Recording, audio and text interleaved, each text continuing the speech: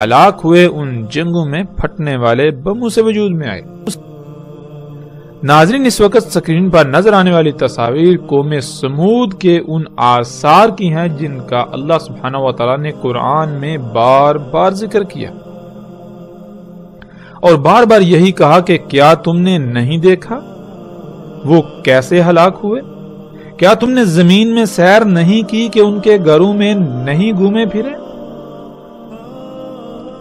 اللہ سبحانہ و تعالیٰ نے قرآن میں بار بار ایسا کیوں کہا؟ اللہ سبحانہ و تعالیٰ نے قرآن میں ایسا بار بار اس لیے کہا تاکہ تم عبرت حاصل کرو، کیونکہ آج جو کچھ تم کر رہے ہو یہ سب تو پہلی ہلاک شدہ اقوام کر چکی، جس سے وہ ترقی، سہولتوں، آسائشوں اور زمین میں اصلاح کا نام دیتے تھے، لیکن کیا یہ سب حقیقتاً اصلاح تھا یا پھر فساد؟ وہ فساد جس کا وہ خود ایسے شکار ہوئے کہ ان کا نام و نشان تک مٹ گیا، اور ان کے یہ آثار تمہارے لیے عبرت کا نشان بنا دیے گئے، اور اس کے باوجود آج تم یعنی دنیا میں آباد موجودہ لوگ بھی وہی سب کر رہے ہیں، تو پھر عنقریب تمہارا انجام بھی بالکل وہی ہونے والا ہے۔ ناظرین، قوم سمود کے چٹانوں میں تراشیدہ ان گھروں کو دیکھیں تو سوال یہ پیدا ہوتا ہے کہ کیا آج کے انسان جو ترقی اور ٹیکنالوجی کے نام پر بڑے بڑے دعوے کر رہے ہیں، ان سب ایجادات کے باوجود، ایسی جدید ترین ٹیکنالوجی کے باوجود، ایسی ہی چٹانوں میں ایسے گھر تراشے جا سکتے ہیں؟ کیا موجودہ انسان اس ٹیکنالوجی، ان ایجادات سے ایسی چٹانوں میں اس طرح کے گھر تراش سکتے ہیں؟ آج دنیا کے بڑے بڑے نامور سائنسدان، یونیورسٹیاں اور تحقیقاتی ادارے گزشتہ ہلاک شدہ اقوام کے ان آثار پر تحقیقات کے بعد اس نقطہ پر پہنچے کہ آج جو ٹیکنالوجی، جو ایجادات انسان کر چکا ہے، ان سے ایسی چٹانوں میں ایسے گھر تراشنا ناممکن ہے۔ موجودہ انسان اس کا تصور بھی نہیں کر سکتے۔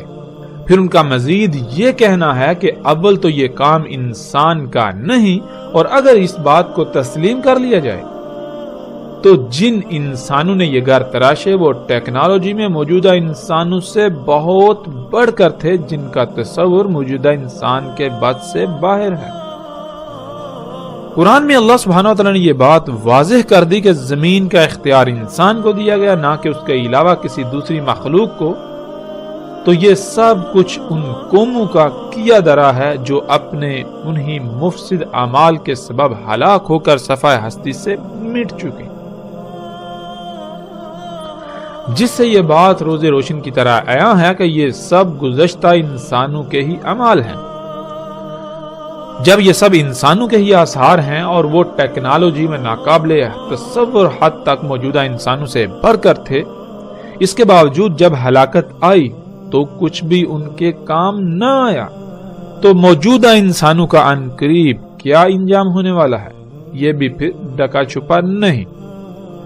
موجودہ انسانوں کے ساتھ بھی بالکل ویسا ہی ہونے والا ہے۔ ناظرین، پھر سوال یہ پیدا ہوتا ہے کہ قوم سمود نے ایسی سخت ترین چٹانوں میں ہی گھر کیوں تراشے؟ موجودہ انسانوں کی طرح گھر کیوں نہیں بناتے تھے، اور اس کی وجوہات کیا تھیں؟ تو اس کا جواب بھی اللہ سبحانہ و تعالیٰ نے بار بار قرآن میں دیا کہ جیسے آج موجودہ انسان آہستہ آہستہ مختلف مراحل کو طے کرتے کرتے ایک طویل مدت کے بعد اس مقام پر پہنچے، بالکل اسی طرح گزشتہ ہلاک شدہ اقوام بھی آہستہ آہستہ ایک لمبی مدت کے بعد اس مقام پر پہنچی تھی جب وہ ہلاکت کا شکار ہوئے۔ جیسے آج انسان کے اپنے ہی اعمال کے رد عمل میں آنے والی تباہیوں سے بچاؤ کی غرض سے انسان ایسے اقدامات کرتا ہے، یعنی جیسے آج زلزلے دن بہ دن بڑھ رہے ہیں تو ان سے بچاؤ کی غرض سے زلزلہ پروف گھر تعمیر کر رہا ہے، سیلابوں اور طوفانوں سے بچنے کے لیے ویسے ہی مسکن بنا رہا ہے، تباہ کن جنگوں میں تباہ کن ہتھیاروں سے بچنے کی غرض سے زمین دوز بنکر یا ایسی عمارتیں بنا رہا ہے جو اسے ان جنگوں میں استعمال ہونے والے بموں کی تباہی سے محفوظ رکھ سکیں، تو بالکل اسی طرح قوم عاد اور قوم سمود نے ایسے گھر بنائے۔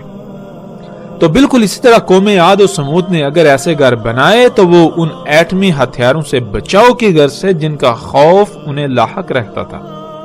اور بالآخر جب وہ تباہی آئی تو کچھ بھی ان کے کام نہ آیا۔ ان کے شہر بھی موجودہ انسانوں کی طرح تھے، ان کی تعمیرات بھی، لیکن جو چٹانوں میں انہوں نے گھر تراشے وہ صرف اور صرف ایٹمی حملوں سے بچاؤ کی خاطر، بالکل اسی طرح جیسے آج پوری دنیا میں ممکنہ ایٹمی حملوں سے بچاؤ کی خاطر چٹانوں میں اور زمین دوز بنکرز بنائے جا رہے ہیں۔ تو جب گزشتہ اقوام ٹیکنالوجی سمیت ہر لحاظ سے موجودہ انسانوں سے ناقابل تصور حد تک بڑھ کر تھیں، اس کے باوجود ان کا انجام کیا ہوا؟ وہ صفحہ ہستی سے مٹ گئے،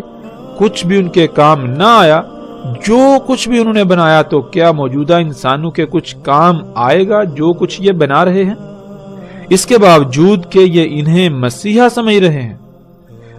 بالکل اسی طرح جیسے وہ بھی اپنی ان ایجادات کو مسیحا سمجھتے رہے، لیکن یہ سب دجال محض دھوکہ ثابت ہوا۔ یہ تمام کی تمام ایجادات جن کو انسان اصلاح کا نام دیتا ہے، لیکن اللہ سبحانہ وتعالی قرآن میں بار بار انہیں فساد قرار دیتا ہے۔ انسان انہیں اپنے لیے مسیحا سمجھتا ہے، لیکن قرآن میں اللہ سبحانہ وتعالی نے انہیں بار بار محض ایک دھوکہ قرار دیا، جس دھوکے کا شکار پہلی بھی 6 اقوام ہو کر صفحہ ہستی سے مٹ چکی، اور نبی علیہ السلام نے اسے دجال کہا کہ انسان انہیں اپنے لیے مسیحا سمجھیں گے، لیکن حقیقت میں یہ مسیحا نہیں بلکہ دجال ہے۔ یعنی ان ایجادات کی حقیقت وہ نہیں ہوگی جو نظر آئے گی، جو دکھائی جائے گی۔ نظر آنے میں تو یہ مسیحا نظر آئیں گی، فائدے کی اشیاء نظر آئیں گی، آسائشیں، سہولتیں نظر آئیں گی، لیکن حقیقت میں یہ فساد عظیم ہوگا، وہ فساد جس سے دنیا کی ہر شے میں خرابیاں ہو جائیں گی۔ یوں انسان کے اپنے انہی اعمال کے سبب اس پر تباہیاں مسلط ہوں گی، یہاں تک کہ اتنی بڑی بڑی تباہیاں کہ موجودہ انسانوں کا نام و نشان تک صفحہ ہستی سے مٹ جائے گا۔ تو سوال یہ پیدا ہوتا ہے کہ کیا یہ سب مسیحا ثابت ہوا یا دجال، ایک عظیم ترین دھوکہ جس کا شکار تقریباً تمام کے تمام انسان ہو چکے ہیں۔